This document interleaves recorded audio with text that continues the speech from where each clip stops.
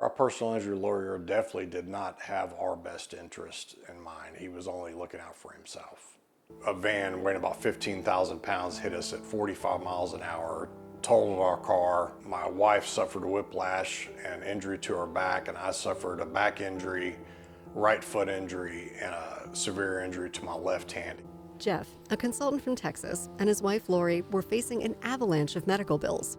We were not getting any cooperation from our insurance company. They paid for the car quite rapidly, but they would not give any money or give us anything to go on to receive medical treatment.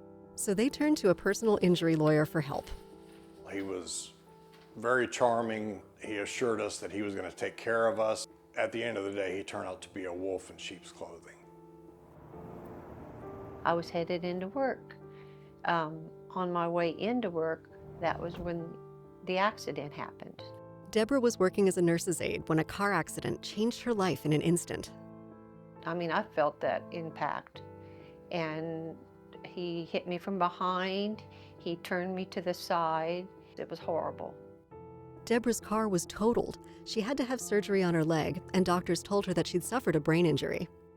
I had injury all down my right side, is what side's injured. The brain is what causing the hand to shake. After the accident, Deborah had trouble performing basic tasks and was no longer able to work at the hospital. With her bills piling up, she decided to hire a personal injury lawyer. Everything was gone. My car was gone. My job was gone. I just had nothing. I had bill collectors calling me. I had them sending letters, wanting to know where their money was. And I told them, I said, I have no money. I've been in an accident. Deborah says she put her faith in the lawyer, hoping he would help get a settlement to pay her bills. He said, you don't have nothing to worry about. He said, everything's in your favor. He said, this will be an easy case.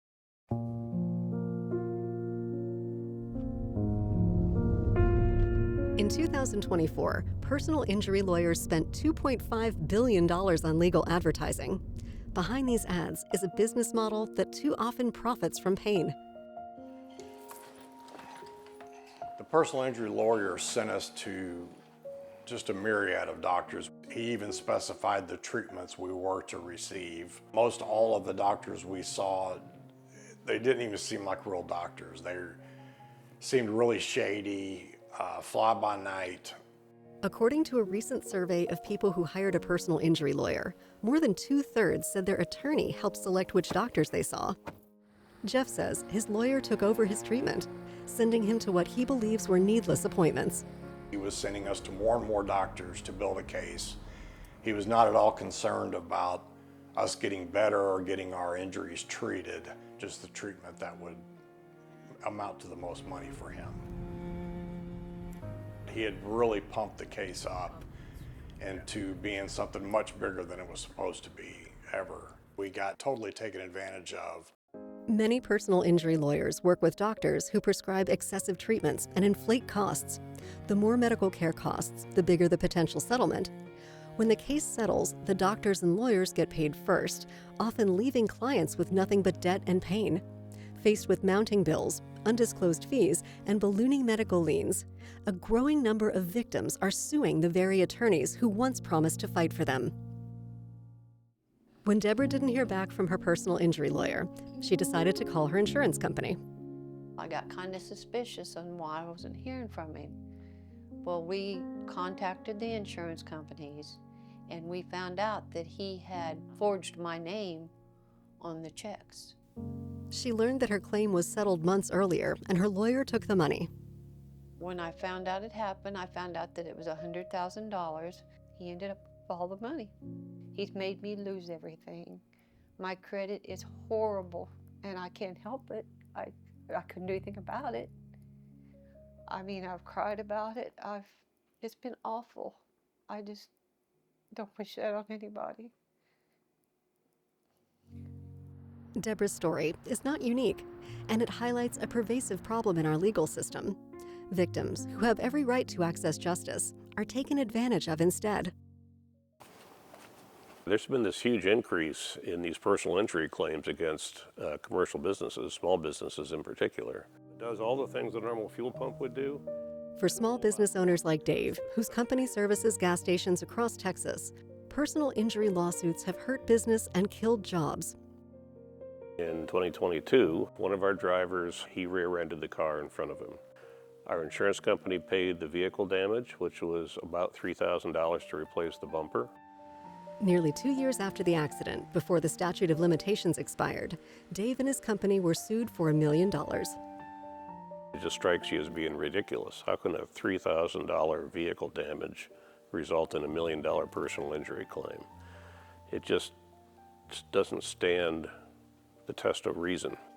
Dave says his insurance company, afraid of a jury trial and the possibility of a large verdict, settled the lawsuit for nearly $600,000.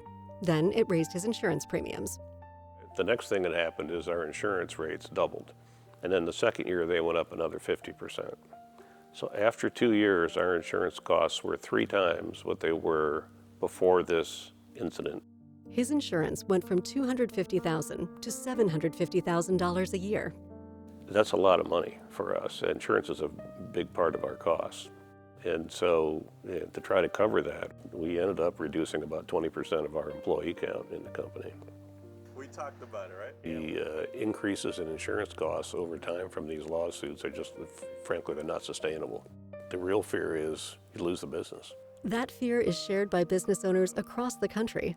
Once you start talking to other companies, you realize that everybody's being picked on. It's not just us. If you own a commercial business, you're going to get sued soon, and you have vehicles, you're going to get sued sooner or later. And you won't be sued for a couple $1,000s, you'll be sued for millions of dollars. For Deborah, she hopes that others can learn from her ordeal. I hope that people take from my story to be very precautious, find out any information, because all attorneys aren't the same. You need to check them out, because this is a horrible situation for anyone to go through, and I don't ever wish it on anybody. Jeff's experience has made him lose faith in personal injury lawyers. It would be very hard to trust a personal injury attorney after the experience we went through, because we were not looking for a big payout, a big payday. We were looking to have our medical bills taken care of and to have proper medical treatment, which we received neither. What it comes down to is we were really victimized twice. We had the accident, we suffered the injuries, and then we had to suffer at the hands of the attorney. No one deserves to be victimized by personal injury lawyers. That's why we need reform. We deserve a legal system we can trust. Because justice should be about fairness and healing, not exploitation at the hands of a personal injury lawyer.